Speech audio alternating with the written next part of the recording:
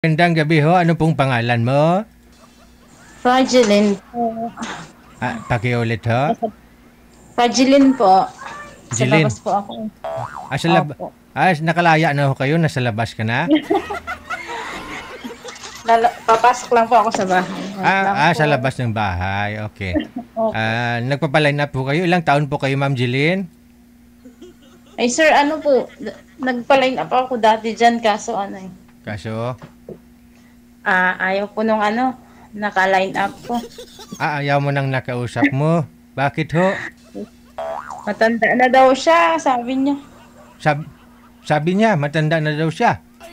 Opo. Ngayon, siya po bang umayaw o ikaw? Siya po. Siya ang umayaw. Pero gusto mo sana yung may edad na sa'yo. Hindi naman po yung edad sir eh. Basta. Ilang taon na ho kayo? 39 po. 39.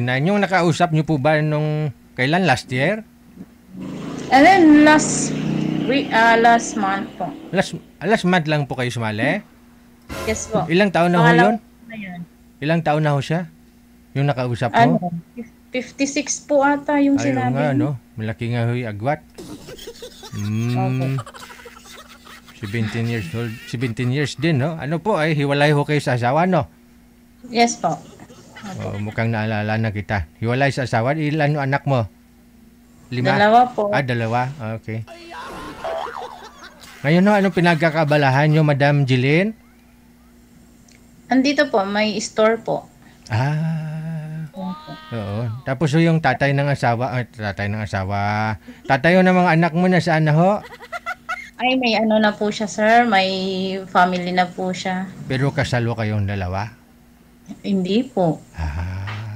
Okay. Anong hanap mo si isang lalaki? Yung papakasalan ka? Ano ho? Isa na din po yun, pero mas po yung yung hindi siya manloloko. O baero. Tsaka kamo walang bisyo kasi kung may bisyo yun, ang nagrilyo, umiinom. Ubos yung paninda mo. Ay, yes. Andun yung kikitain. Oo. Sige. 39 years old. Saan po kayo ngayon, Madam Jilin? Sa Pangasinan po, sir. Pangasinan. Saan po kayo sa Pangasinan? Dagupan. Okay, sige. Nasa Dagupan po si Madam Jilin, 39 anyos. Ilang taon na bunsong anak mo, ma'am? 17 po. 17. Tapos yung yung panganay is 21. Bata pa ho kayong nag-asawa, no? Yes po. 17? Namit. Ilang years na po ba kayong iniwan ng asawa ng partner mo? Na po, matagal na po, sir. Siguro 16 years. Parang mauliit pa yung mga bata. Hindi pa ho kayo nagka-boyfriend sa 16 years? Meron naman po, pero LDR po kasi hindi nag-work. Okay, sige. So, mas maganda ho talaga yung malapit lang kayo sa isa't isa, no? Yes po. Para minsan magkasama. Doon mo maano po kung yung sa pag-uugali. Yung sa LDR kasi madaming, hindi naman lahat. At saka hindi mo makikita ang lahat-lahat kapag malayo kayo. Hindi pa ho kayo nakita, di ba? Hindi Bukod sa ugali, hindi mo malalaman kung malaki ba yung niya. Kasi hindi pa kayo nagkita eh. Oo nga po. Wala po eh.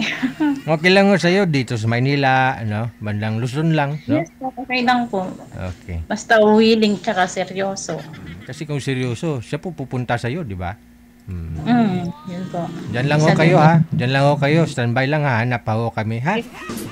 Sige po, sir. Si Ma'am Jilin. Doon ho sa may Pangasinan.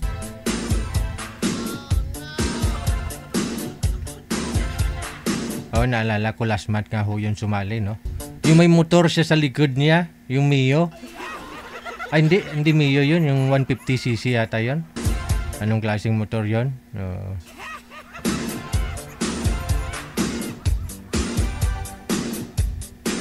Ang ganda ng motor sa likod. Yun yung title ng usapan nila eh. Baka ho gusto ninyo makausap si Ma'am Jillian. Nasa Viber lang po siya, ha? PM po kayo dito sa Viber natin. No? I-send nyo dyan pangalan, edad, saka lugar ninyo. Pakisabi na rin na gusto nyo makausap si Jillian. Hindi pa ho kasal. Oh. Pero sabi niya, pupunta ho yata yun ng Australia po ba yun?